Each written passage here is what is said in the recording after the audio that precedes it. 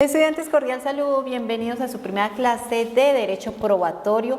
Este es el último ciclo de la línea de Derecho, entonces con este culminamos toda nuestra línea relacionada a este tema.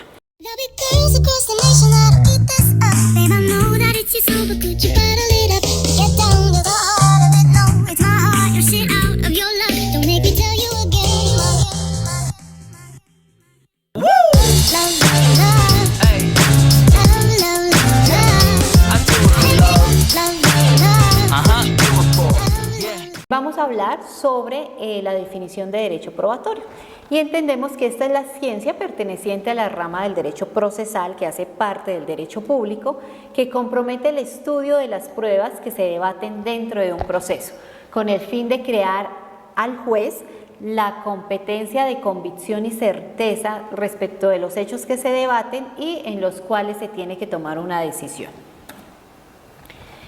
En esta lección vamos a trabajar lo relacionado a la historia del derecho probatorio. Entonces encontramos 4 grandes etapas de la evolución de las pruebas judiciales en la historia en general y una etapa en el derecho colombiano, en lo que hace relación al derecho colombiano.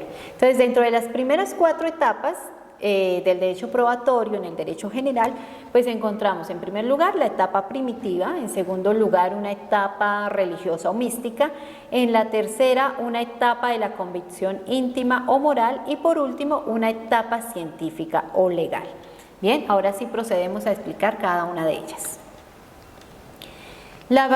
La primera etapa nos habla de la etapa primitiva y dentro de características como estas encontramos que las sociedades estaban en plena formación de surgir, de organizarse entre sí, de crear normas y de acuerdo a lo que se presentara pues tomar decisiones. También se caracteriza porque las pruebas se rigen por el empirismo, es decir, por la experiencia y observación de los hechos que se trabajaban o que acontecían en cada momento particular, y también por la superstición y las impresiones personales. Entonces, des en cuenta que no era que en este momento de la etapa probatoria pues el derecho fuera muy justo, ¿no? Asimismo, la valoración de la prueba fue muy artificial o ficticia. Sigue una segunda etapa, que es la etapa religiosa o mística, y esta se divide en 4 partes, encontrando en primer lugar lo relacionado al derecho canónico, y dentro de este tenemos como características que los jueces eclesiásticos son los que ejercen como jueces para dirigir un proceso como tal. Se introducen numerosas reglas para la apreciación de la prueba y se deja la carga de la prueba en el demandante en lo que tiene que relacionarse con el proceso civil.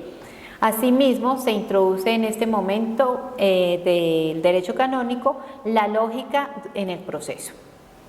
Seguimos con una siguiente etapa dentro de la etapa religiosa o mística, está en cabeza del derecho español. Y acá nos dicen que las pruebas formales están regidas por el ordenamiento de Alcalá y las leyes del Toro. Desaparecen las ordalias o juicios de Dios, que si recordamos eran pruebas a las cuales eran sometidos los acusados en la Edad Media para averiguar su culpabilidad o su inocencia, y las pruebas iban más o menos entre el duelo, el fuego, el hierro candente. Entonces, que si la persona que estaba acusada pasaba por el hierro candente, pasaba por un camino de fuego y se salvaba, pues entonces era inocente, ¿no? Ten en cuenta más o menos cómo era la clase de pruebas que se practicaban en ese entonces. Asimismo, se aplica lo relacionado al fuero y las 7 partidas, se amplía la prueba testimonial y la prueba documental. Acá ya hablamos de las 7 partidas, entonces hay un avance dentro de la apreciación de las pruebas. Y al juez se le suprimen las facultades inquisitivas y de libre apreciación de la prueba practicada. Nuestra tercera etapa se refiere al derecho inglés, es donde se abolió los juicios de Dios y se establece entonces el jurado. En el siglo XV se aplica la teoría de la razón natural, que consiste en la capacidad natural para poder juzgar y poder distinguir entre lo bueno y lo malo. Y en el siglo XVI se crea un sistema probatorio y como prueba reina se toma el testimonio, es decir, acá entra a jugar parte predominante todo lo relacionado a los testigos. Y por último, dentro de esta segunda etapa encontramos el derecho francés.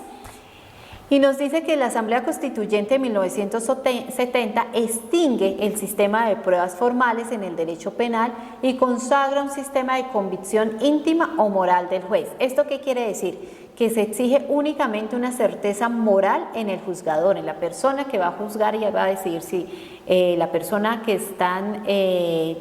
a la persona a la cual se le está adelantando el proceso es inocente o es culpable. Y en consecuencia no se requiere una motivación de la decisión del juez, simplemente hace relación a un aspecto moral de él. Seguimos con una tercera etapa, que es la etapa de la convicción íntima o moral, y nos relaciona que con los principios de la Revolución Francesa se influenció varias legislaciones, en especial la europea.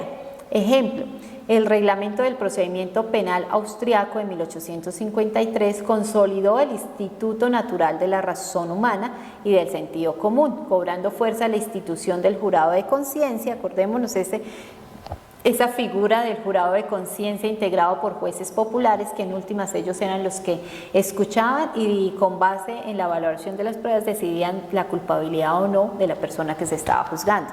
A partir de ese entonces el proceso penal toma un rumbo diferente al proceso civil.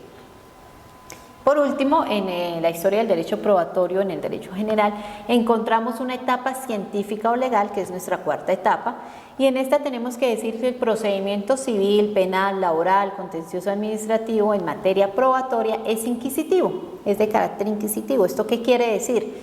Que el juez investiga la verdad y puede iniciar oficiosamente el proceso, decretar pruebas de oficio, impulsar o dirigir el proceso y utilizar cualquier medio que garantice llegar a la verdad que se está investigando sin necesidad de tener en cuenta la actividad de las partes. Entonces, de manera oficiosa, él se encarga de darle el impulso procesal a la actuación que se está adelantando.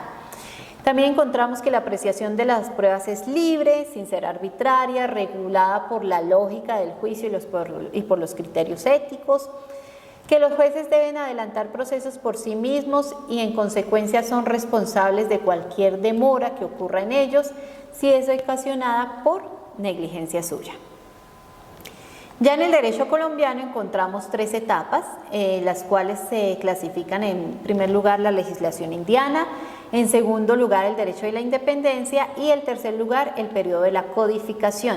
Entonces la legislación indiana nos hace relación a las leyes de India de 1860, el cual contienen un resumen de las disposiciones de la corona española para el nuevo reino de India, ¿cierto? Que más o menos hablaba que impulsaron la evangelización de los indios, ordenaron su catequesis, condenaron la bigamia y se les obligó a que construyeran sus cabañas junto a las casas de los españoles, como de vivir de una forma organizada. En el derecho de la independencia pues no hay mayores cambios porque ninguna de las legislaciones promulgadas en esa época pues abolió la legislación española, simplemente seguía vigente esta. Y por último aparece un periodo de codificación entre el siglo XVIII y el siglo XIX que se caracteriza porque se alcanza un desarrollo más explícito del derecho probatorio por la tendencia del derecho comparado, es decir, del derecho de los demás estados y el aporte de estas legislaciones. Entonces, acá es importante porque los códigos se caracterizan por construir un nuevo orden legal de acuerdo a las circunstancias que se manejan en cada estado y comparando esas circunstancias a cómo se lleva a cabo en los demás estados. Con esto vamos por terminada nuestra primera lección de Derecho Probatorio. Que tengan una feliz tarde.